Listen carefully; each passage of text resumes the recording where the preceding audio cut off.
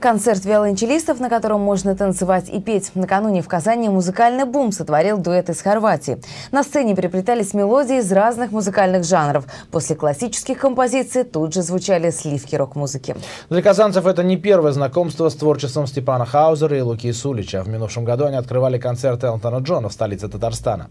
Чем теперь виртуозы удивили казанцев и почему весь зал начал танцевать? Энергией музыки зарядилась и Алсу Гусманова. От классики до бессмертных хитов Нирвана, Майкла Джексона и AC/DC. В руках двух мастеров смычка виолончель звучит по-особенному.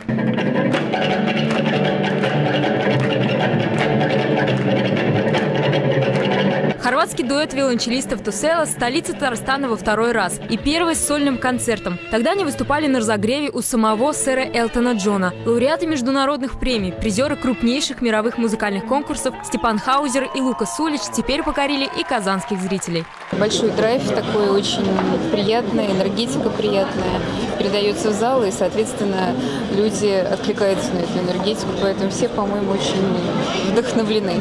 Давно их слушаю, и вот все абсолютно понравилось. Все песни просто замечательные. И они сами тоже говорят с залом, и очень все замечательно. Это наше первое впечатление, которое никогда мы не забудем, наверное, да? Да, мы будем ждать снова.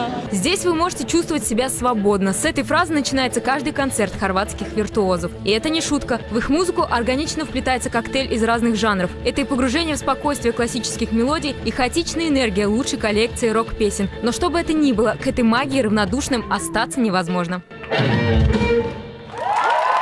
Алсу Гусманова, Александр Лобанов, столица.